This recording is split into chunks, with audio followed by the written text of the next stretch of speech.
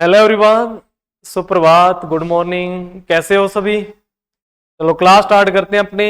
और अपना टॉपिक चल रहा है बीट का, सीरियल क्रॉप के अंदर, एग्रोनॉमी क्रॉप के अंदर। अपना जो अगला टॉपिक, अपना जो टॉपिक है कंटिन्यू जिसको कर रहे हैं अपने, वो बीट है। और लास्ट क्लास के अंदर अपने किया था इरिगेशन, सिंचाई। सिंचाई के अंदर मैंने आपको बताया था मोस्ट इंपॉर्टेंट बातें जो एग्जाम के अंदर आती है, जो बार बार पूछी जाती है, पीछे भी अपने करके आए थे। एक बार फिर अपने देख लेते हैं सिंचाई, इरिगेशन। आपको मैंने क्लासिफिकेशन के अंदर बताया था कि गेहूं की जो जल मांग है वो कितनी है। तो गेहूं की जल मांग होती है 450 से लेकर 650 mm। 450 से लेकर 650 mm ये गेहूं की जल मांग है, 450 से 650 mm। मोस्टली गेहूं के अंदर 6 सिंचाई की जरूरत होती है कि फार्मर को कितनी सिंचाइयां देनी पड़ती है। अगर लोमी या फिर सैंडी लोम सोयल है 6 सिंचाइयां। अगर लाइट सोयल है, हल्की मिट्टी है, मतलब बिल्कुल ही सैंडी सी सोयल है, हल्की मिट्टी, तो यहां पर सिंचाई अपने बढ़ा सकते हैं लगभग 6 to 8। 6 से 8 सिंचाइयां दे देंगे तो गेहूं अपना पक्के तैयार हो जाएगा, बिल्कुल ठीक है। ओके बात। उसके बाद इरिगेशन की बात करें अपने, तो 6 सिंचाइयां जो अपने देते हैं उसके अंदर मोस्ट इंपॉर्टेंट होती है पहली सिंचाई, 1 नंबर, ठीक है, ये बहुत इंपॉर्टेंट है। उसके बाद 6 सिंचाइयों के अपने लिख लेते हैं, 1 2 3 4 5 और 6। ये 6 सिंचाइयां देते हैं गेहूं के अंदर। पहली है क्राउन रूट इनिशिएशन, जिसको शॉर्ट के अंदर अपने CRI स्टेज बोल देते हैं। क्राउन रूट, जिस टाइम इसमें क्राउन रूट बनती है, जो लगभग 21 दिन के बाद आती है, लगभग 21 से 25 दिन का जो टाइम होता है, तो ये सिंचाई का मोस्ट क्रिटिकल स्टेज है। ये सिंचाई की मुख्य क्रांतिक अवस्था है, मोस्ट क्रिटिकल स्टेज है, क्योंकि यहां पर पानी देना बहुत आवश्यक होता है। ये आवश्यक क्यों है, ये लॉजिक आपको मैंने पीछे बताया था जब मैंने आपको रूट सिस्टम करवाया था गेहूं का, कि गेहूं की जो क्राउन रूट होती है, चंदेरी जड़ होती है, जिसको आप शीर्ष जड़ या एडवेंसियस रूट या फिर परमानेंट रूट बोल देते हो, उसके बीच और मिट्टी के सरफेस के बीच मात्र 1 से 2 सेंटीमीटर का डिफरेंस होता है, जिसके कारण ये रूट अपनी क्या है, परमानेंट रूट है। ये रूट जो क्राउन रूट है ये अपनी स्थायी रूट है, क्योंकि जो टेम्परेरी सेमिनल रूट थी, जो टेम्परेरी सेमिनल रूट थी वो मिट्टी में मिल चुकी है। अब भूमि से पोषक तत्व, भूमि से पानी उपलब्ध करवाने वाली पौधे को जो रूट है उसका नाम क्राउन रूट है, चंदेरी जड़, या फिर इसको बोल देते हैं अपने क्राउन रूट या स्थायी जड़। इसको अपने सूखने नहीं देना, तो मिट्टी की ऊपर की जो लेयर है वो पानी की कमी से ना सूखे, इस कारण अपने गेहूं के अंदर 21 से 25 दिन के अंदर सिंचाई कर देते हैं। ये कंसेप्ट या ये बात किसके द्वारा बताई गई, तो एक साइंटिस्ट थे जिनका नाम है BL भारद्वाज। इनके द्वारा सबसे पहले ये बताया गया कि गेहूं के अंदर एक स्टेज होती है जिसका नाम क्राउन रूट इनिशिएशन है, वहां पर फार्मर को पानी देना आवश्यक होता है। ये 6 सिंचाइयां करते हैं, पहली 21 से 25 में, दूसरी लेट टिलरिंग में कर देते हैं 45 से 50, तीसरी लेट जॉइंटिंग 65 से 70 दिन बाद, उसके बाद चौथी फ्लावरिंग 85 से 90 दिन बाद, उसके बाद दूधी अवस्था मिल्किंग स्टेज में 100 से 105, उसके बाद जब दाना पकना स्टार्ट होता है डफ स्टेज, जो 115 से 125 दिन की लास्ट जो सिंचाई होती है, वो लास्ट सिंचाई देने के 5 से 10 दिन बाद अपने गेहूं की कटाई कर लेते हैं, जब गेहूं की बाली के अंदर लगभग 20 से 25% मॉइस्चर होता है उस टाइम। तो ये इसके अंदर मुख्य 6 सिंचाइयां अपने देते हैं। एक स्टेटमेंट वैसी क्वेश्चन आता है एग्जाम के अंदर कि अगर फार्मर के पास सिंचाइयों की संख्या आपको दी जाए कि इतनी इतनी संख्या में सिंचाइयां है, जैसे कि एग्जामिनर ने बोल दिया आपको कि एक फार्मर के पास गेहूं के अंदर देने के लिए एक ही सिंचाई है, मात्र एक ही पानी है, उसके पास पानी की इतनी शॉर्टेज है, पानी की इतनी कमी है कि वहां पर वो पूरे साइकिल के अंदर, उसके पूरे जीवन काल के अंदर गेहूं को एक ही सिंचाई दे सकता है। तो इन 6 स्टेज में से, इन 6 अवस्थाओं में से ऐसी कौन सी क्रिटिकल स्टेज है कि उसको वो पानी उसी स्टेज के अंदर लगाना चाहिए। अगर किसी फार्मर के पास एक ही पानी है तो उसको हमेशा इस चंदेरी जड़ के निर्माण के टाइम देना चाहिए। तो अगर आपसे पूछा जाए एक ही सिंचाई है, अगर एक ही सिंचाई का पानी है तो कौन सी अवस्था में देना चाहिए, तो एक ही सिंचाई के पानी को हमेशा CRI अवस्था पर ही देना चाहिए 21 से 25 दिन बाद में, क्योंकि ये मोस्ट क्रिटिकल स्टेज है अगर एक सिंचाई है। अगर किसी फार्मर के पास 2 सिंचाइयां हैं तो उसको पहली सिंचाई तो CRI पर, दूसरी उसको दे देनी चाहिए फ्लावरिंग पर। दूसरी कब दे देनी चाहिए? फ्लावरिंग पर। तो पहली CRI पर, दूसरी फ्लावरिंग पर। तो अगर किसी फार्मर के पास 2 सिंचाई का पानी है कि वो अपने खेत में 2 पानी लगा सकता है गेहूं में, तो वो कौन कौन सी स्टेज में? एक तो CRI पर दे सकता है चंदेरी जड़ निर्माण, दूसरा फ्लावरिंग पर दे सकता है जब उसके अंदर फूल आने की अवस्था हो, फ्लावरिंग स्टेज पर। अगर उसके पास 2 पानी है तो 2 पानी होने पर वो एक तो क्राउन रूट इनिशिएशन 21 से 25 दिन में देगा, दूसरा अपनी बात करें फ्लावरिंग के टाइम देगा जब अपनी गेहूं की उम्र हो जाएगी 85 से लेकर 90 दिन। अगर किसी फार्मर के पास पानी देने के लिए 3 सिंचाइयां है कि वो गेहूं के अंदर 3 पानी लगा सकता है, तो वो कैसे देगा? पहला पानी वो CRI पर देगा, फिर एक छोड़ देगा, वो अल्टरनेट तरीके से देगा, दूसरा वो लेट जॉइंटिंग पर दे देगा, फिर फ्लावरिंग को छोड़ देगा, तीसरा वो मिल्किंग पर दे देगा। अगर 3 सिंचाइयां है तो crown root initiation, late jointing, उसके बाद में मिल्किंग स्टेज। तो 3 पानी होने पर वो पानी कैसे दे सकता है? तो पहला पानी तो वो देगा 3 सिंचाई, अगर उसके पास 3 सिंचाई का पानी है।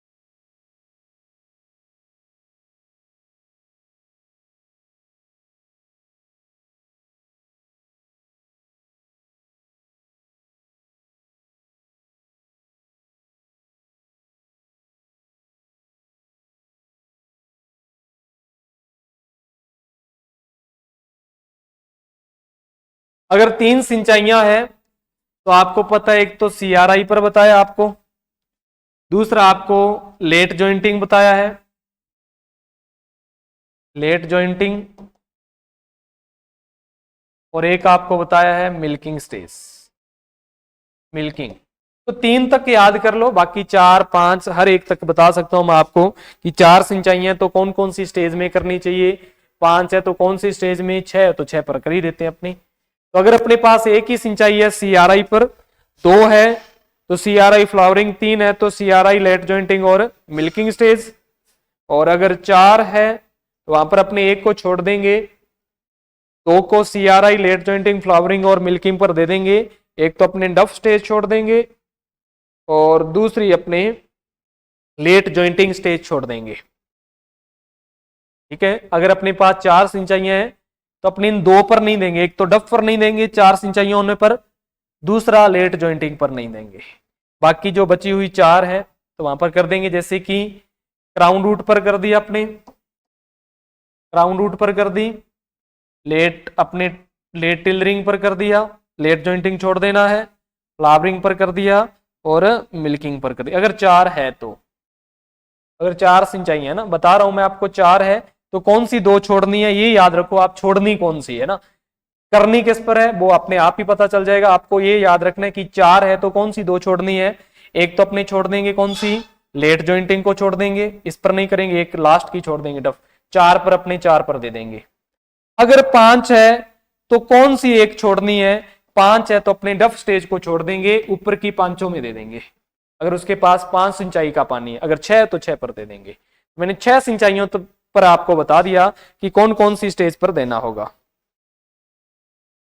ठीक है, ये आपको याद रखना है। तो एक सिंचाई CRI, उसके बाद 2 सिंचाई CR और फ्लावरिंग, अगर 3 है तो CRI, लेट जॉइंटिंग और मिल्किंग, लेट जॉइंटिंग और मिल्किंग। ये आप याद रखना है। पानी आपको बता दिया, ये जल मांग भी पूछी गई है, 450 से लेकर 650 मिलीमीटर होती है। उसके बाद आगे का पार्ट अगला है खरपतवार प्रबंधन, बीड मैनेजमेंट। कौन कौन से बीड लगते हैं इसके अंदर? मोस्टली अगर अपने बीड की बात करें कि गेहूं के अंदर कौन कौन से बीड लगते हैं, और गेहूं के अंदर अगर नुकसान पहुंचाने की बात करें अपने कि कब नुकसान पहुंचता है गेहूं के अंदर बीड के द्वारा, तो मोस्टली बीड के द्वारा नुकसान पहुंचता है जब अपनी क्रॉप लगभग 30 से लेकर 45 दिन की होती है, तो तब सबसे ज्यादा, या 15 से लेकर 30 दिन की क्रॉप, या लगभग 15 से लेकर 45 दिन, मतलब 45 दिन से पहले पहले सबसे ज्यादा नुकसान पहुंचता है गेहूं के अंदर। किसके द्वारा? बीड के। तो क्रिटिकल स्टेज आप मान सकते हो 45 दिन के पहले की स्टेज होती है। खरपतवार की बात करें अपने, तो 2 खरपतवार अपने मोस्टली करेंगे जो इंपॉर्टेंट है, बाकी मैं आपको खरपतवार बता देता हूं। अब मैंने आपको हर एक चीज बता दी है, कौन सी पर कौन सी सिंचाई करेंगे। 3 इरिगेशन है तो CRI, मिल्किंग, डफ अल्टरनेट करने पर, हाँ अल्टरनेट तरीके से ही करना, वो आपको मैंने बता दिया पीछे। 3 सिंचाइयां है तो CRI इसको छोड़ देंगे और लेट जॉइंटिंग पर कर देंगे, और फ्लावरिंग को छोड़ देंगे मिल्किंग स्टेज। तो अल्टरनेट तरीके से ही बताया हुआ है यहाँ पर, 1 2 3, है ना, ये बता दिया आपको। उसके बाद में देखो इसके अंदर कौन कौन से खरपतवार लगते हैं मोस्टली, तो इसके अंदर एक याद रखोगे, पहला गेहूंसा। गेहूंसा मोस्ट इंपॉर्टेंट है। गेहूंसा जिसको अपने गुल्ली डंडा बोल देते हैं, मंडूसी बोल देते हैं, मंडूसी, गेहूं का मामा बोल देते हैं, गेहूं का मामा। ठीक है, गेहूंसा, गुल्ली डंडा, मंडूसी, गेहूं का मामा। उसके बाद में हिरनखुरी, हिरनखुरी जिसको पिग बीट बोल देते हैं, ये आपत्तिजन खरपतवार है इसका। जंगली जई, जंगली जई, कृष्ण नील, कृष्ण नील, दूब घास, मोथा, मोथा, बथुआ, सत्यानाशी,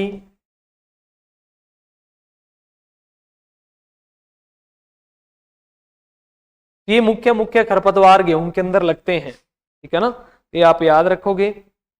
मोथा हो गया, चिनोपोडियम एल्बम हो गया, और अपनी बात करें तो जंगली जई होगी। कौन सी? जंगली जई लिख लिया। जंगली पालक, ये भी याद रखोगे। कौन सा? जंगली पालक, जंगली पालक। ये मुख्य रूप से ये खरपतवार इसके अंदर लगते हैं। ठीक है, ये बोटेनिकल नेम वगैरह हर एक चीज आपको बताई जाएगी, बीड का अलग से टॉपिक होगा उसके अंदर। ठीक है, तो वहां पर बता दी जाएगी। गेहूंसा और हिरनखुरी इनका अपने डिटेल में करेंगे, इसका मैं हर एक चीज बताऊंगा आपको ना। ये तो आपको अविना फतुआ है, ठीक है, साइपर्स रोटेंडस है, या फिर बात करें अपने दूबग्रास की, साइनोडोन डैक्टिलोन है, बथुआ, चिनोपोडियम एल्बम है, आर्जिमोना मैक्सिकाना है ना। तो ये तो आपको बीड के अंदर डिटेल से करवाई जाएगी चीजें, जो अपने मोस्ट इंपॉर्टेंट है गेहूं के अंदर पढ़ने के लायक, वो अपने करेंगे आराम से। ठीक है, बाकी बोटेनिकल नेम आपको मैं बोलता रहूंगा ना, तो नोट कर भी सकते हैं आप। गेहूंसा, गुल्ली डंडा, मंडूसी, गेहूं का मामा, है ना, हिरनखुरी, जंगली जई, कृष्ण नील, दूबग्रास, मोथा, बथुआ, सत्यानाशी, जंगली पालक, ये मोस्टली खरपतवार लगते हैं इसके अंदर। 2 खरपतवार मोस्ट इंपॉर्टेंट है, यहां से एग्जाम के अंदर क्वेश्चन पूछा जाता है, और उन्हीं की अपने बात करेंगे गेहूं के अंदर। वो खरपतवार कौन कौन से हैं?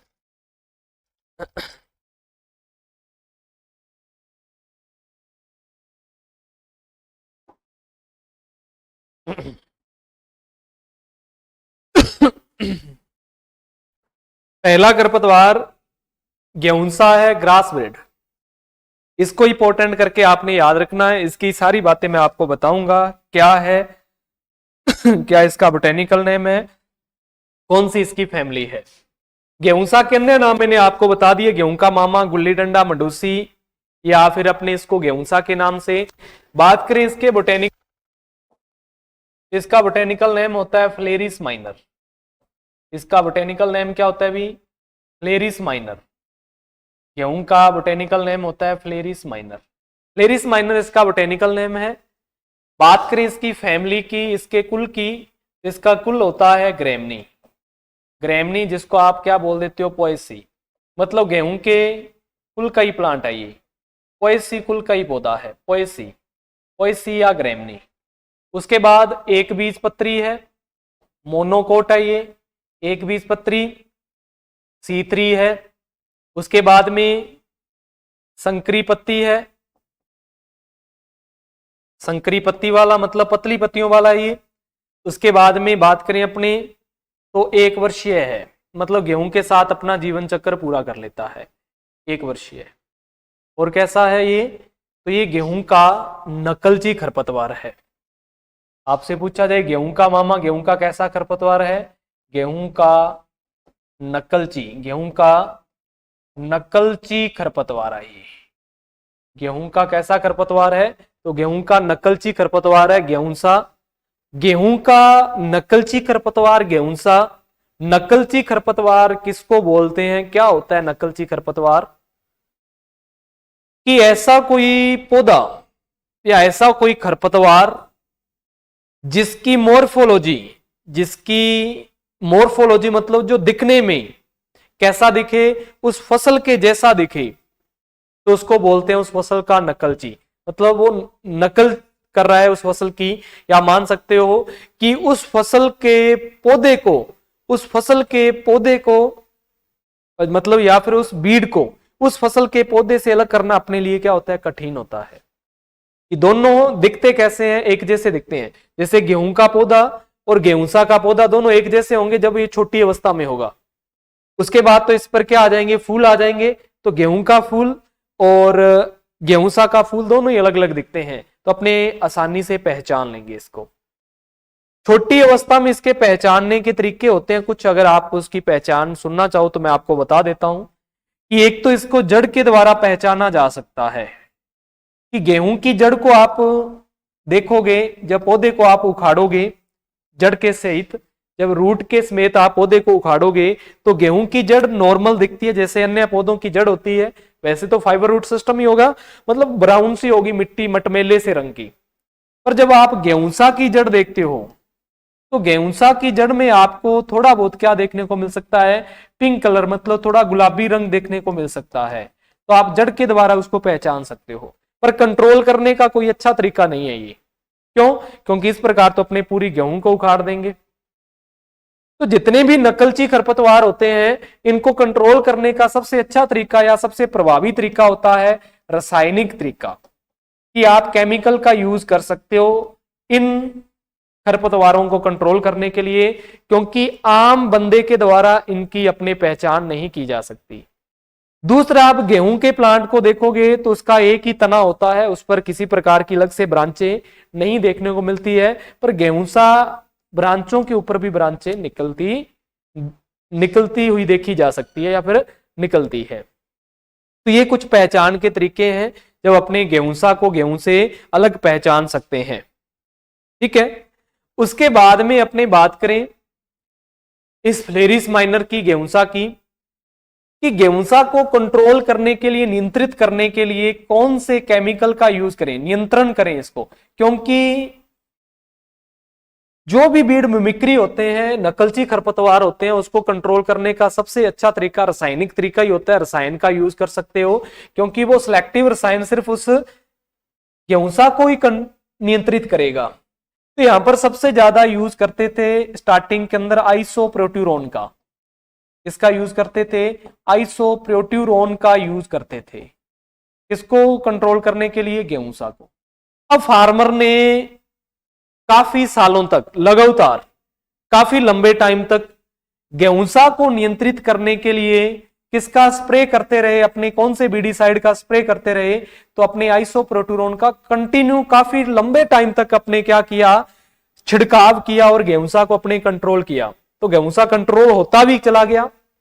कुछ टाइम के बाद में क्या देखा कि इस आइसोप्रोट्यूरोन अपने इस गेहूंसा पर यूज कर रहे हैं, उपयोग कर रहे हैं लोग, छिड़काव कर रहे हैं, पर ये गेहूंसा नियंत्रित नहीं हो रहा है, मतलब इसके पौधे नष्ट नहीं हो रहे हैं। क्यों नहीं हो रहे हैं कि इसके विरुद्ध ये क्या हो गया, रेजिस्टेंट हो गया, प्रतिरोधी हो गया है, कि लगातार इतना आपने यूज किया कि गेहूंसा के प्लांट के अंदर एक रेजिस्टेंट गुण आ गया।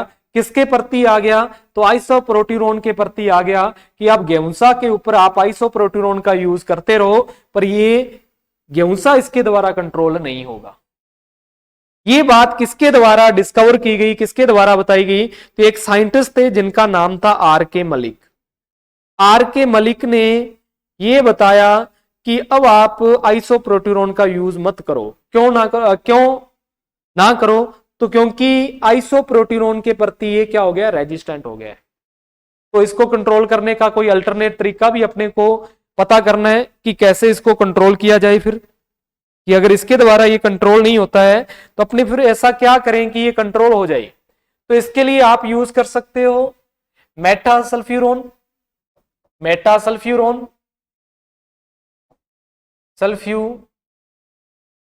सल्फ्यूरोन, और दूसरा आप यूज कर सकते हो सल्फा सल्फ्यूरोन,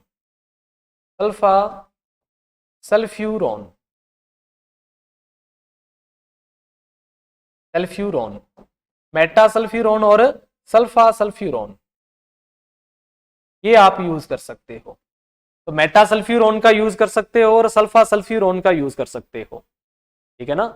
मेटासल्फ्यूरोन का और सल्फा सल्फ्यूरोन का आप उपयोग कर सकते हो, किसको कंट्रोल करने के लिए, गेहूंसा को, क्योंकि आइसोप्रोट्यूरोन के द्वारा अब ये कंट्रोल नहीं होगा। पर आइसोप्रोट्यूरोन अब भी कंट्रोल करता है, किसको कंट्रोल करता है, तो घासों को अभी भी कंट्रोल करता है, पर गेहूंसा को कंट्रोल नहीं करता। ये नकलची खरपतवार है गेहूं का, जो मोस्ट इंपॉर्टेंट है। इसके बहुत सारे क्वेश्चन पूछे गए हैं। इसका एक क्वेश्चन ये भी पूछा गया है कि इसके सीड बहुत छोटे होते हैं और इस सीड का जो परीक्षण भार होता है, टेस्ट वेट, ये पीछे मैंने आपको लिखवा दिया ऑलरेडी, फिर भी आप याद रख सकते हो। परीक्षण भार इसका कितना होता है, तो इसके 1000 ग्राम, 1000 सीडों का भार कितना होता है, 2 ग्राम ही होता है मात्र। बहुत हल्के सीड होते हैं कि 1000 सीड को आप काउंट करके उसको तोलते हो तो उसका वजन कितना होगा, मात्र 2 ग्राम होगा। बाकी गेहूं का आप देखते हो तो गेहूं का टेस्ट वेट 40 ग्राम होता है। तो गेहूं की तुलना में ये बहुत कम, गेहूं की सीड की तुलना में ये बहुत हल्का होता है। तो 2 ग्राम इसके सीड का वजन होता है। तो ये गेहूं का नकलची खरपतवार है जो गेहूं जैसा दिखता है, और गेहूं के खेत से इसको अलग करना अपने लिए क्या होता है, कठिन होता है। तो इसके लिए अपने प्रभावी जो तरीका होता है कंट्रोल करने का, वो इसको कंट्रोल करने का तरीका होता है रासायनिक उपचार, या फिर बीडीसाइड के द्वारा इसको अपने क्या कर सकते हैं, नियंत्रित करते हैं। और बीडीसाइड का सबसे ज्यादा यूज करते थे पहले किसान, कौन से बीडीसाइड का, आइसोप्रोट्यूरोन का। कंटिन्यू काफी सालों तक इसका यूज किया तो इसके लिए ये रेजिस्टेंट हो गया। उसके बाद में आइसोप्रोट्यूरोन से ये कंट्रोल होना बंद हो गया है। तो इसका जो अल्टरनेट तरीका निकाला इसको कंट्रोल करने का, वो पेटासल्फ्यूरोन का छिड़काव करने पर ये अब कंट्रोल हो जाता है। और दूसरा सल्फोसल्फ्यूरोन का भी कंट्रोल, छिड़काव करोगे आप फसल पर तो भी ये क्या हो जाएगा, कंट्रोल हो जाएगा। ठीक है, तो इसको आप याद रखोगे। इसका बोटेनिकल नेम होता है फ्लेरिस माइनर। इसका कुल होता है ग्रेमनी या पोएसी, एक बीजपत्री होता है ये मोनोकोट, C3 प्लांट होता है, और ये नैरो लीफ होता है, संकरी पत्ती वाला, और इसके साथ ये 1 वर्षीय होता है, और ये गेहूं के साथ उगता है और गेहूं के साथ ही अपना जीवन काल पूरा कर लेता है। तो गेहूं का नकलची खरपतवार है, मोस्ट इंपोर्टेंट खरपतवार है, यहां से क्वेश्चन पूछा जाता है। दूसरा खरपतवार है हिरणखुरी, जिसको पिगवीड बोल देते हैं। हिरणखुरी गेहूं का आपत्तिजनक खरपतवार है। हिरणखुरी गेहूं का कैसा खरपतवार है, ऑब्जेक्शनल है। ऑब्जेक्शनल मतलब आपत्तिजनक, आपत्तिजनक मतलब ऑब्जेक्शनल, आपत्तिजनक खरपतवार, ऑब्जेक्शनल वीड है इसका, आपत्तिजनक खरपतवार है, आपत्तिजनक है, ऑब्जेक्शनल। अब आपको पता होना चाहिए कि आपत्तिजनक खरपतवार किसको बोलते हैं सर। ऑब्जेक्शनल या आपत्तिजनक खरपतवार ऐसे खरपतवारों को बोलते हैं, अपने ऐसे खरपतवारों को बोलते हैं जिनके बीज उस फसल के बीज जैसे दिखते हैं। कि आपत्तिजनक खरपतवार ऐसे खरपतवार होते हैं जिनके बीज की स्ट्रक्चर या उसकी संरचना या फिर उसको देखने पर वो कैसा दिखेगा, जिस फसल के अंदर वो उगता है उसी फसल के बीज जैसा दिखाई देगा। फसल के पौधे जैसा नहीं, फसल के बीज जैसा। अगर पौधे जैसा पौधा दिखाई देता तो उसको नकलची खरपतवार बोलते हैं, पर बीज जैसा बीज दिखाई देता है तो उसको आपत्तिजनक ऑब्जेक्शनल बीड बोल देते हैं। जैसे आपने मोस्टली सुना होगा सत्यानाशी को, कि सत्यानाशी का बीज और सरसों का बीज, मस्टर्ड का, कि सत्यानाशी के बीज और सरसों के बीज बिल्कुल एक जैसे होते हैं। बरसीम और कासनी के बीज एक जैसे होते हैं, मतलब बरसीम के लिए कासनी आपत्तिजनक है, सरसों के लिए सत्यानाशी आपत्तिजनक है। अमरवेल और रिजका के सीड एक जैसे दिखते हैं, तो रिजका के लिए अमरवेल आपत्तिजनक है। मेथी, फेनुग्रीक और सेंजी, इसके बीड एक जैसे दिखते हैं। या फिर आप ओरोवेंकी, ब्रूमरेप बोल देते हो जिसको, आज्ञा बोल देते हो, उसके सीड और टबैको के सीड वो भी एक दूसरे से मिलते जुलते हैं। तो ये अलग अलग फसलों के अलग अलग आपत्तिजनक खरपतवार होते हैं। उसी प्रकार गेहूं के लिए आपत्तिजनक खरपतवार कौन सा होता है, तो वो होता है हिरणखुरी। हिरणखुरी की बात करें तो ये एक चौड़ी पत्ती वाला खरपतवार है। कैसा ये? चौड़ी पत्ती का खरपतवार है, चौड़ी पत्ती का खरपतवार है ये, चौड़ी पत्ती होती है इसकी। दूसरा, ये द्विबीजपत्री होता है, डाइकोट होता है ये द्विबीजपत्री। गेहूं के साथ उगता है, गेहूं के साथ अपना जीवन काल भी पूरा कर लेता है ये अपना कौन सा, तो हिरणखुरी। उसके बाद में इसका बोटेनिकल नेम और इसकी फैमिली, तो इसका बोटेनिकल नेम होता है कन्नोवोल्वुलस आर्वेसेंस। इसके बोटेनिकल नेम की बात करें, अपने बोटेनिकल नेम इसका, तो इसका बोटेनिकल नेम होता है कन्नोवोल्वुलस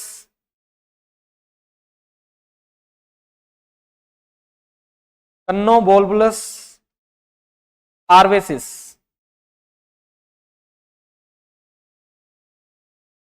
कन्नोवोल्वुलस आर्वेसिस, ठीक है, इसको आप याद रखोगे, आर्वेसिंस, कन्नोवोल्वुलस आर्वेसिंस। कन्नोवोल्वुलेसी फैमिली का होता है ये। अगर इसके कुल की बात करें तो कुल कौन सा होता है, कन्नोवोल्वुलेसी।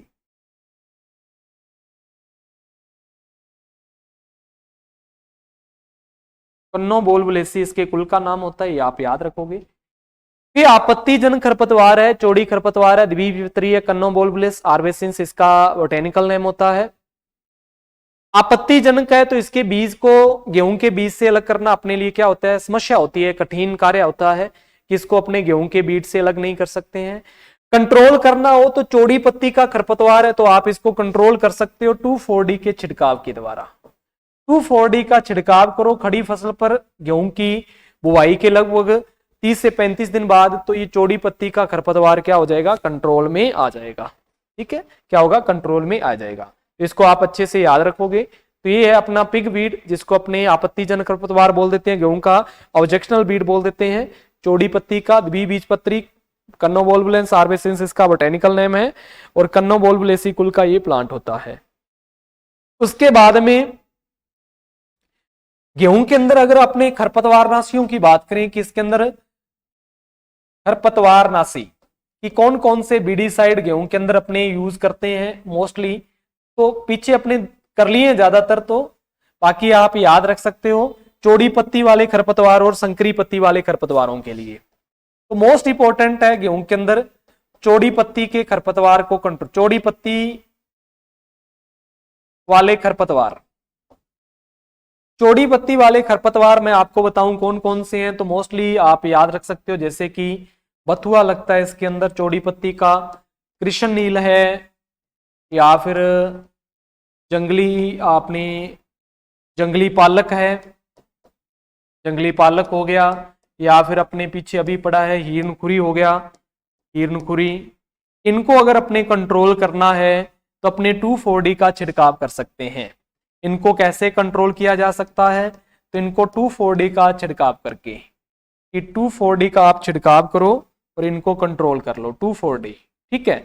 और 2,4-D खड़ी फसल पर 30 से 35 दिन बाद day after sowing post emergence के रूप में, पीओ के रूप में, पोस्ट इमरजेंस के रूप में आप इसको छिड़काव करोगे और अपना जो चौड़ी पत्ती के खरपतवार हैं वो कंट्रोल हो जाएंगे।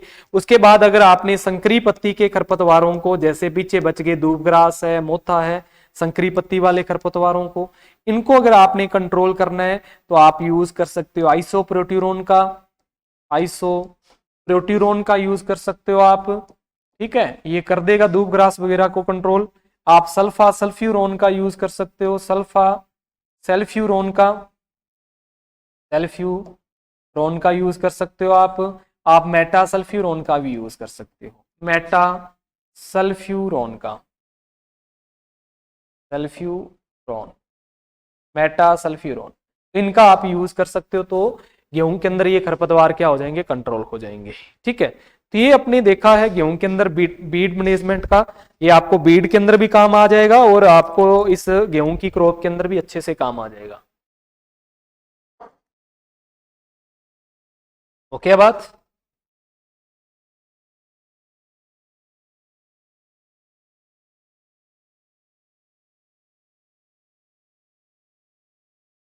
सल्फा सल्फ्यूरोन लगभग 20 ग्राम यूज करते हैं, मेटा सल्फ्यूरोन लगभग 4 ग्राम यूज कर लेते हैं, ठीक है।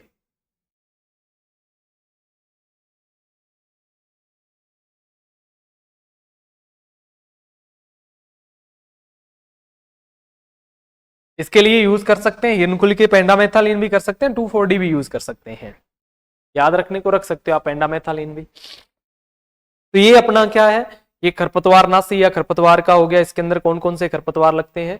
उसके बाद मैन्यूर एंड फर्टिलाइजर, उसके बाद गेहूं के अंदर मैन्यूर एंड फर्टिलाइजर की बात करते हैं कि गेहूं के अंदर कौन कौन से मैन्यूर डालते हैं, कौन कौन कितना कितना फर्टिलाइजर देते हैं अपने, मोस्ट इंपोर्टेंट ये बात अपनी। तो जितना भी एग्रोनॉमी क्रॉप होता है उसके अंदर ज्यादातर आपसे पूछा जाए कि कितना FIM मतलब फार्म आर्ड मैन्यूर, मतलब गोबर की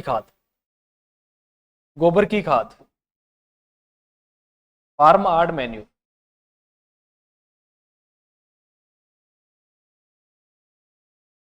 गोबर की खाद, फार्म आर्ड मैन्यूर मतलब गोबर की खाद, ये अपने देते हैं 10 से लेकर 15 टन पर हेक्टर, प्रति हेक्टर 10 से लेकर 15 टन प्रति हेक्टर अपने गोबर की खाद डाल देते हैं। नाइट्रोजन की बात करें तो नाइट्रोजन अपने लगभग 120 किलोग्राम देते हैं, 120 किलोग्राम प्रति हेक्टर, रेंज आ जाएगी तो 100 से 120 कर सकते हो। फास्फोरस अपने 60 किलोग्राम देते हैं पर हेक्टर, और नाइट्रोजन पोटास अपने देते हैं, फास्फोरस 60 और पोटास देते हैं अपने 40 किलोग्राम पर हेक्टर। ये किसके लिए है? जो अपने मैन्यूर एंड फर्टिलाइजर किए हैं, ये इरिगेटेड मतलब सिंचित एरिया के लिए है, यहां पर पानी की अच्छी फैसिलिटी है। अगर इसका हाफ डोज कर दोगे तो ये किसके लिए हो जाएंगे? रेनफेड एरिया के लिए। जैसे 80-40-20 का रेशो रखें अपने, ठीक है ना, 80-40-20 का रेशो रखें तो ये किसके लिए हो गया? रेनफेड। तो लिख देते हैं अपने रेनफेड, क्योंकि वहां पर पानी की कमी है, रेनफेड एरिया, तो वहां पर अपने NPK रेशो रखते हैं 80 किलोग्राम नाइट्रोजन, 80-40-20 ये अपने NPK रख लेते हैं। इसके लिए तो रेनफेड एरिया के लिए मतलब बरानी खेती के लिए। अगर मैं बताऊं आपको गोबर की खाद का, तो गोबर की खाद अपने को 3 साल में एक बार यूज कर देनी चाहिए खेत के अंदर, ताकि खेत की जो फर्टिलिटी है वो मेंटेन रहे, जो टिकाऊ खेती है उसको बढ़ावा मिले, सोइल की स्ट्रक्चर, सोइल की बायोलॉजिकल, केमिकल या फिजिकल जो कंडीशन है वो अच्छी बनी रहे, इसलिए अपने को खाद डालनी चाहिए खेत के अंदर। और खाद हमेशा अपने को यूज करनी है अगर फार्म आर्ड मैन्यूर, तो गेहूं की फसल पर मोस्टली अपने को हर एक फसल पर ये बात लागू होती है कि ये अच्छी तरह से डिकम्पोस्ट होनी चाहिए, मतलब अच्छी तरह से अपघटित होनी चाहिए। कच्ची गोबर की खाद का कभी भी यूज नहीं करेंगे। क्यों यूज नहीं करेंगे? अगर अपने कच्ची गोबर की खाद का यूज कर दिया तो इसके अंदर लग जाती है दीमक। क्या लगता है? इसके अंदर दीमक लगता है। ठीक है, दीमक ना लगे इसलिए अपने गोबर की खाद का यूज करेंगे और सोइंग के लगभग 15 से 25 दिन पहले अपने खेत के अंदर डाल देते हैं और उसको मिट्टी में मिला देते हैं। नाइट्रोजन, फास्फोरस, पोटास ये फर्टिलाइजर है।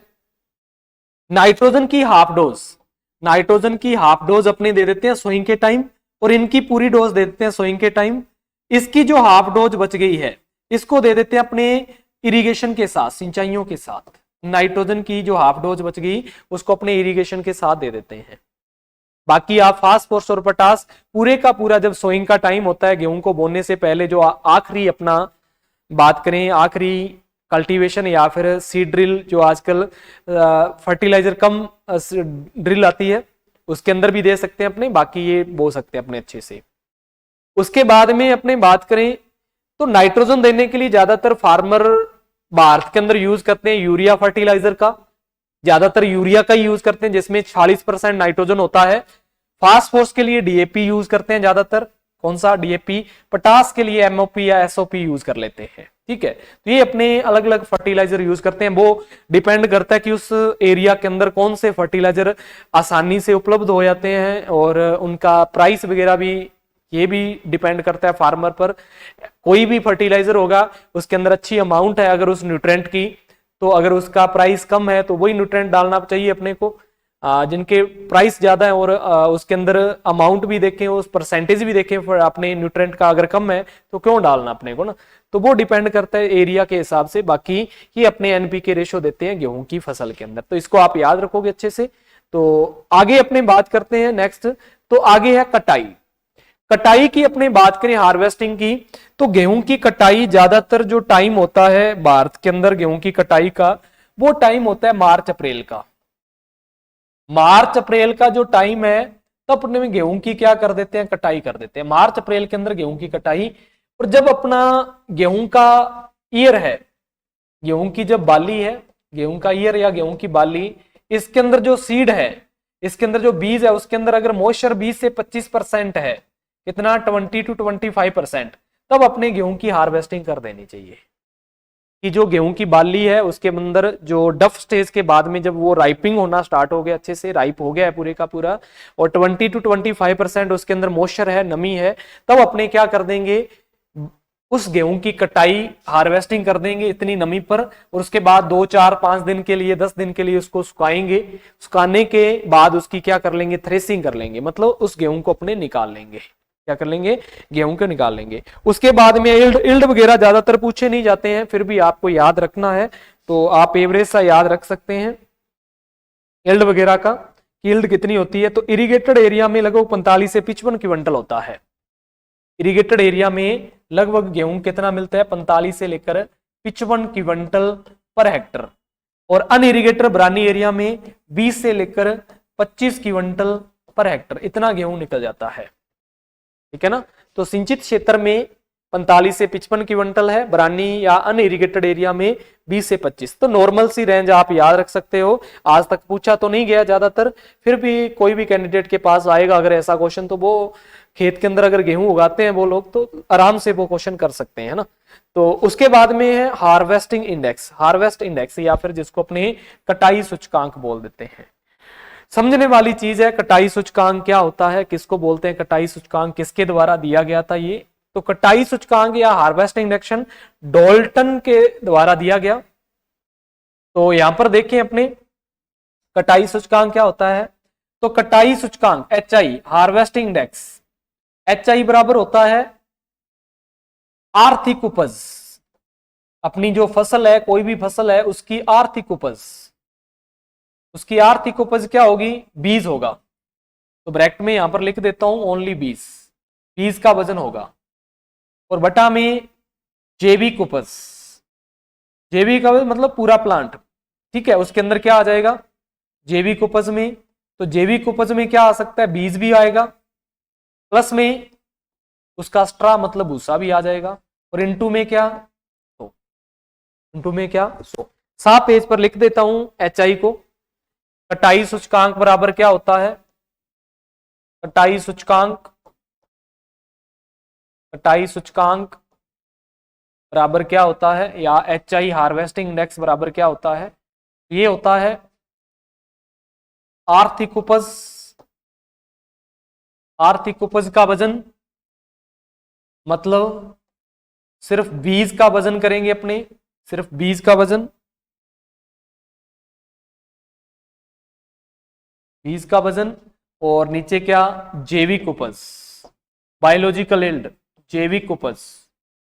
जैविक उपज की बात करें अपने, ये इसके अंदर बीज भी आ जाएगा और इसके अंदर स्ट्रा मतलब भूसा भी आ जाएगा, तूड़ी भी आ जाएगी। और इनटू में कितना है, 100। तो ये क्या होता है, ये बीज का कटाई सूचकांक होता है। क्या होता है, कटाई सूचकांक होता है फसल का। अगर अपने नॉर्मल कटाई सूचकांक की बात करें, जो अपने अब आजकल वैरायटियां उगाते हैं, उसका कटाई सूचकांक, जिसको अपने बोना गेहूं बोल देते हैं, अर्ध बोना गेहूं का, इसका कटाई सूचकांक होता है 40 से लेकर 45%। कितना, 40 से लेकर 45% हार्वेस्टिंग इंडेक्स होता है अर्ध बोने गेहूं का। और लगभग 20 से 25 अपने 25 से लेकर 30%, कितना, लगभग 25 से लेकर 30% लंबे गेहूं का होता है, क्योंकि इसकी उपज कम निकलती है। तो अर्ध बोने गेहूं का कितना होगा, जिसकी उपज ज्यादा निकलती है, 40 से 45। कई बार क्वेश्चन पूछा जाता है कि कौन सी फसल का कटाई सूचकांक सबसे ज्यादा होता है, किसका सबसे कम होता है। अगर सबसे कम की बात करें, ऑप्शन में नहीं होता है ज्यादातर, तो रेमी फाइबर होता है एक, रेमी फाइबर, उसका कटाई सूचकांक सबसे कम होता है। कितना होता है, तो मात्र 4% ही होता है। पर ऑप्शन में ज्यादातर होता है अरहर, रेड ग्राम, इस रेड ग्राम का होता है 19%। कितना होता है, 19%। सबसे ज्यादा होता है आलू का, पोटैटो का, आलू का ये होता है लगभग 82% के लगभग, 82 से 85 तक मिल जाएगा आपको। ठीक है, ये थोड़ा आप याद रखोगे। तो क्या होता है एचआई, तो एचआई मैंने आपको बता दिया। एचआई निकालने के लिए आप क्या करोगे, बीज का वजन करोगे और उसके बाद बीज प्लस भूसे का वजन कर लोगे, इनटू में 100। तो ये अपना आ जाएगा हार्वेस्टिंग इंडेक्स। ठीक है, ये क्या आ जाएगा, अपना हार्वेस्टिंग इंडेक्स आ जाएगा ना। इसको आप याद करोगे अच्छे से, हार्वेस्टिंग इंडेक्स क्या होता है और गेहूं का हार्वेस्टिंग इंडेक्स कितना कितना होता है।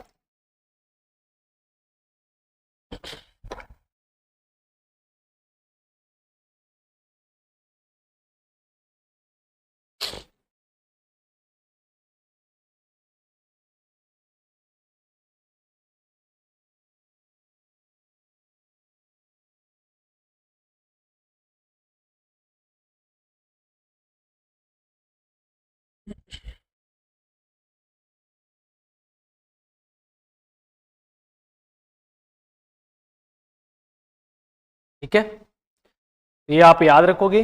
तो यहां पर आपको याद रखें, याद क्या रखना है कि कब अपने कटाई करते हैं, 20 से 25% नमी पर, और सिंचित 45 से 55, बरानी 20 से 25, सीमित या लंबे गेहूं का हार्वेस्ट इंडेक्स 25 से 30, अर्ध बोने गेहूं का 40 से 45। ठीक है, ये आप याद रखोगे। किसके द्वारा दिया गया था, गिवन बाई डोनाल्ड। ठीक है, इसको याद रखना है तो रख सकते हो। किसके द्वारा दिया गया है, डोनाल्ड के द्वारा दिया गया है। कौन से साइंटिस्ट ने दिया था, डोनाल्ड ने दिया था ये। ठीक है, डोनाल्ड के द्वारा दिया गया था। ओके, अब आप लिख दिया है, डोनाल्ड के द्वारा दिया गया। तो ये अपना आर्थिक उपज बटा जैविक उपज। उसके बाद में है सुरक्षित भंडारण के लिए अनाज में नमी। ये आपको मैंने पीछे लिखवा दिया ऑलरेडी, कितनी कितनी नमी पर कौन से अनाज को भंडारित करते हैं या कौन सी क्रॉप को। तो 10 से लेकर 12%, इससे कम नमी पर अपने अनाज वाली फसलों को भंडारित कर देना चाहिए। बाकी मैंने आपको बताया हुआ था कि अगर अपने पास अनाज फसलें हैं तो उनको भंडारित करने का सही जो मॉइस्चर होता है, नमी होती है, वो 10 से लेकर 12% ही होती है। जितना भी अपने पास पल्सेस है, दलहन है, उसको भंडारित करने की सही नमी होती है 8 से लेकर 10%, इससे कम होना चाहिए। और जितना भी अपने पास तेल वाली फसलें हैं, तिलहन के बीज हैं या फिर अपने पास मसाला है, तो इन फसलों को भंडारित करने का सही मॉइस्चर होता है 6 से लेकर 8%। इतनी नमी पर अपने को भंडारित कर लेना चाहिए, तो अपना सीड है वो खराब नहीं होगा, तो अपने सीड में फंगस नहीं लगेगी, अपनी जो सीड की है स्टोरेज लाइफ बढ़ जाएगी, स्टोरेज लाइफ लंबी होगी अपने सीड की। ठीक है, उसके बाद में अगला है सेलिंग परसेंट। क्या है सेलिंग परसेंट, क्या होता है सेलिंग परसेंट, कैसे निकालते हैं, पहले ये समझेंगे अपने। अपने पास है गेहूं की एक बाली जिसको आप ईयर बोल देते हो, जिसके बीच में इस प्रकार की रैचिस होती है, जिग जैक एक्सिस, इस प्रकार के दोनों, और इसके ऊपर सीड लगे होते हैं और इसके ये ऑन्स निकलते हैं इस प्रकार के कांटे से, आपने देखे होंगे। ठीक है, ये अपने एक बाली लेंगे, इसका क्या कर लेंगे, अपने इसका वजन कर लेंगे पूरे का पूरा, इसका वजन कर लेंगे। उसके बाद में इसमें से जो ड्राई पार्ट है उसको निकाल देते हैं, जैसे कि ये तूड़ी वगैरह का पार्ट है, छिलके वगैरह है। इसमें से फिर क्या निकालेंगे, अपने इसको तोड़ के इसके बीज निकाल लेंगे, इस बीज का वजन कर लेंगे। अपने एक बाली ली, क्या किया, सेलिंग परसेंट निकालने के लिए बीज का वजन, सेलिंग परसेंट बराबर क्या होता है, बीज का वजन और बाली का वजन, ईयर का वजन मतलब, इनटू में 100। तो ये क्या आ जाएगा, ये उस क्रॉप का सेलिंग परसेंट आ जाएगा, ये उस क्रॉप का क्या आ जाएगा, सेलिंग परसेंट। और गेहूं का जो सेलिंग परसेंट होता है, ये आपसे पूछा जाए कितने परसेंट होता है, तो गेहूं का सेलिंग परसेंट होता है 60%। आपको ये भी पता होना चाहिए कि सेलिंग परसेंट होता क्या है, और हर एक क्रॉप का सेलिंग परसेंट अलग अलग होता है। तो गेहूं का अगर सेलिंग परसेंट आपसे पूछा जाए, गेहूं का छिलका अनुपात, तो ये होगा 60%।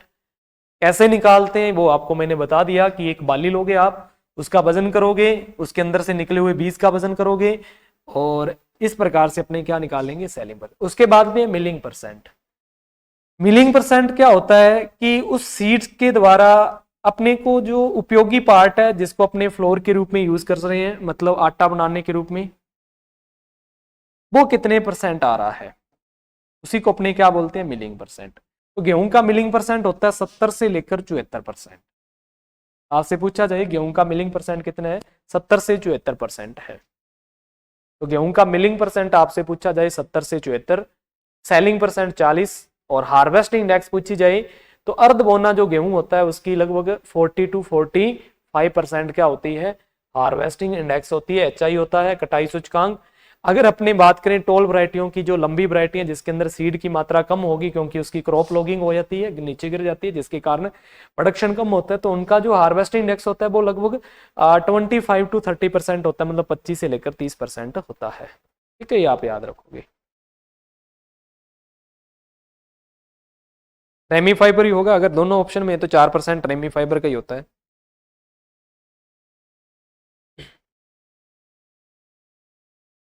ठीक है, ये आप याद रखोगे। ये अपने कॉमन सी बातें की हैं गेहूं के अंदर, जो मोस्ट इंपॉर्टेंट है, तो आपको याद भी रखनी है। उसके बाद में पर्लिंग इंडेक्स इन व्हीट। क्या होता है पर्लिंग इंडेक्स, किसको बोलते हैं, तो गेहूं की जब अपने हार्डनेस देखते हैं, गेहूं का जो सीड होता है उस सीड की जो संरचना होती है, उसकी कठोरपन, ये उसका हार्डनेस है, उसकी मेजरमेंट करने के लिए जो पैरामीटर अपने यूज कर लेते हैं उसको अपने क्या बोलते हैं, पर्लिंग इंडेक्स बोल देते हैं। तो पर्लिंग इंडेक्स क्या होता है, गेहूं के बीज की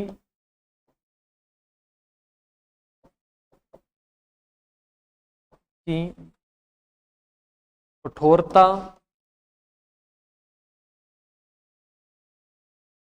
को जांच करने का सूचकांक।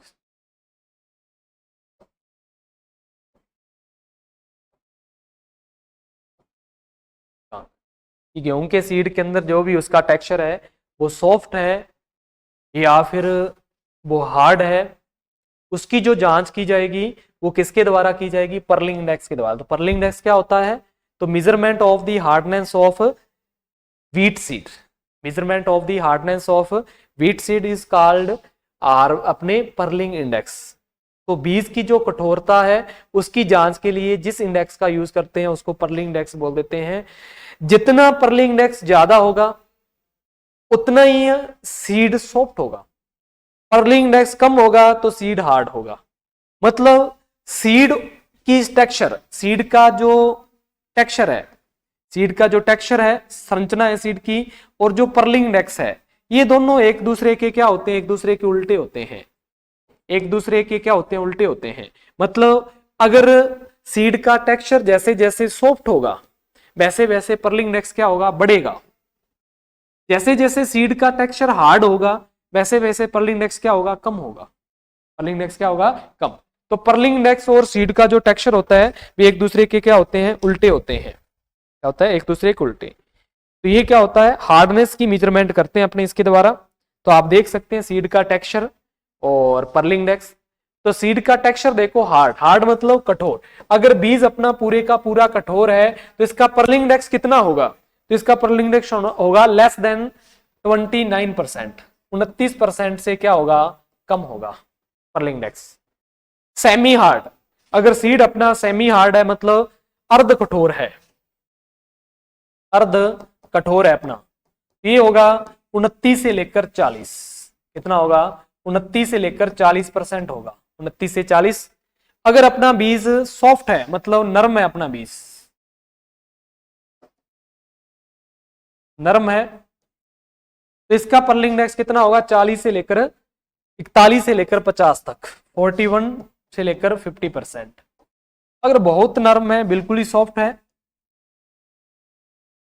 तो इसका पर्लिंग इंडेक्स क्या होगा, मोर देन 50%। तो अपने लिए कैसा पर्लिंग इंडेक्स अच्छा होता है, तो अपने लिए लगभग कठोर या फिर अर्ध कठोर ये पर्लिंग इंडेक्स है, तो अपना सीड खराब नहीं होगा, मतलब उसकी स्टोरेज लाइफ अच्छी होगी। मिलिंग क्या होता है, तो मिलिंग जितना अपने को गेहूं से गेहूं का आटा प्राप्त हो रहा है, वो क्या है, मिलिंग परसेंट है। कितना अपने को उपयोगी पार्ट प्राप्त हो रहा है, वो मिलिंग है।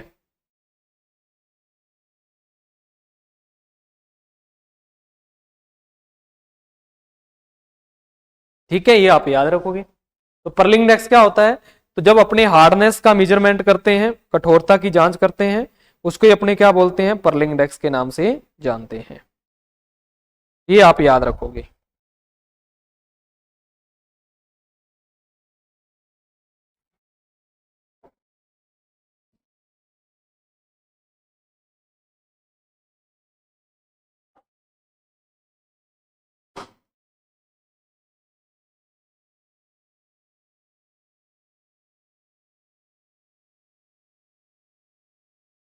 ठीक है, तो आज अपने यहां तक ही रोकेंगे क्लास को एक बार, पर्लिंग इंडेक्स तक अपने समझ लिया है।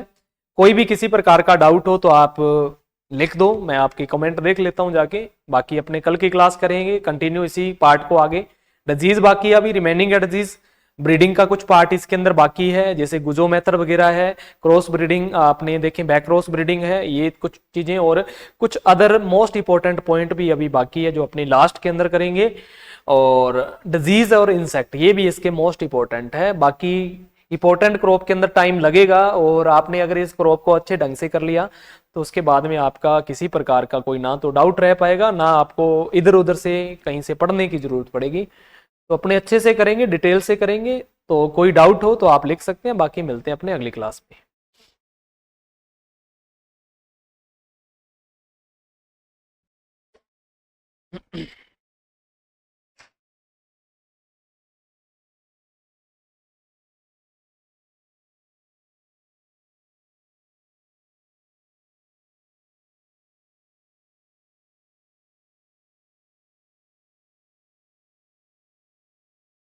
जितना पर्लिंग इंडेक्स कम होगा उतना ही अच्छा ना, उतने ही बीट को अपने करेंगे। मिलिंग परसेंट कितना होगा, तो लिखा हुआ है 70 से 74%, पीछे बताया हुआ है। मिलिंग परसेंट 70 से 74, 70 से 74 पीछे लिखा हुआ है अपने, ना पीछे करके आए हैं। वही जा रही है, बिल्कुल आ रही है। आपके कोई नेटवर्क इशू होगा, किसी के पास ऐसी कोई नहीं है।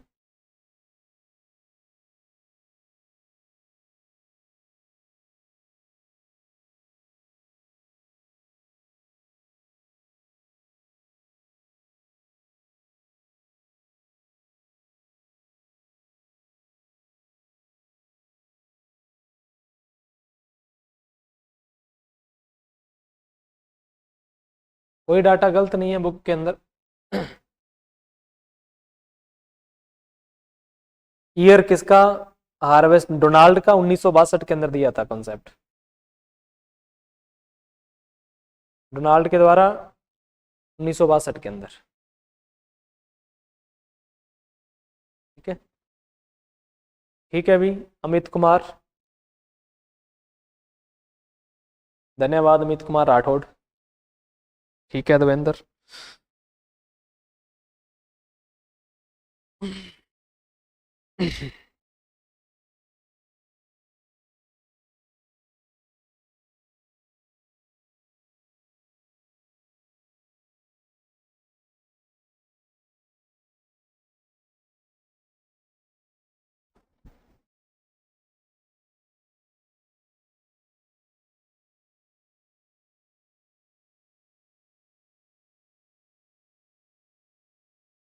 अगले मंथ में स्टार्ट होगी भी, ठीक है। चलो, धन्यवाद, पढ़ते रहिए, खुश रहिए, जय हिंद सभी को।